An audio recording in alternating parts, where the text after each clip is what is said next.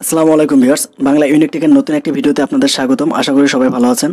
আজকে খুবই ছোট্ট একটি বিষয় আপনাদের সাথে শেয়ার করব, আর তা হচ্ছে প্লে স্টোর থেকে কিভাবে আপনি আপনার কাঙ্ক্ষিত অ্যাপসের লিঙ্ক বা ইউআরএল কপি করবেন। যদিও বিষয়টি সম্পর্কে প্রায় প্রত্যেকে অবগত আছেন, তারপরেও যারা এখনও পর্যন্ত জানেন না প্লে স্টোর থেকে কিভাবে অ্যাপসের লিঙ্ক কপি করতে হয়, তারা ভিডিওটি কন্টিনিউ করতে থাকুন। ভিডিও শুরুর আগে আপনাদের কাছে ছোট্ট একটি অনুরোধ, আপনি যদি আমার চ্যানেলে নতুন হয়ে থাকেন তাহলে please hit the subscribe button and press the bell icon. আর অলরেডি যারা সাবস্ক্রাইব করেছেন তাদেরকে অসংখ্য ধন্যবাদ। প্লে স্টোর থেকে অ্যাপস বা লিঙ্কটি কপি করার জন্য আমরা প্রথমে প্লে স্টোর ঢুকবো।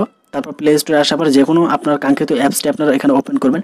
তো সাপোজ এখানে আমি মেসেঞ্জার এটা ওপেন করে নিচ্ছি। নেওয়ার পরে এখান থেকে এই মেসেঞ্জারের লিঙ্ক আমি কপি করে আপনাদেরকে দেখাচ্ছি। একই নিয়ম ফলো করে আপনারা প্রত্যেকটা অ্যাপসের লিঙ্ক কপি করতে পারবেন। তো আপনার কাঙ্ক্ষিত অ্যাপসটি যখন এরকম অবস্থায় আসবে, তখন তারপর আপনারা উপরের দিকে ডান পাশে থ্রি ডটের যে অপশনটা দেখতে পাচ্ছেন, এখানে ক্লিক করবেন। ক্লিক করার পর প্রথমে শেয়ার নামে যে অপশনটা রয়েছে, জাস্ট শেয়ারে ক্লিক করবেন।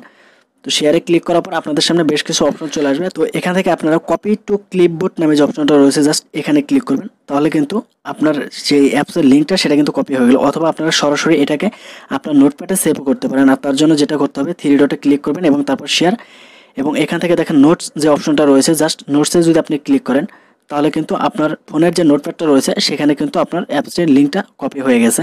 তারপর এখান থেকে আপনি যে কোনো কাজে এই অ্যাপসের লিঙ্কটা ব্যবহার করতে পারেন। তো এই ছিল আজকের ভিডিওটি ভালো লাগলে অবশ্যই একটা লাইক করবেন, আর ভিডিওটি সম্পর্কে কোনো মতামত থাকলে অবশ্যই কমেন্ট করে জানাবেন।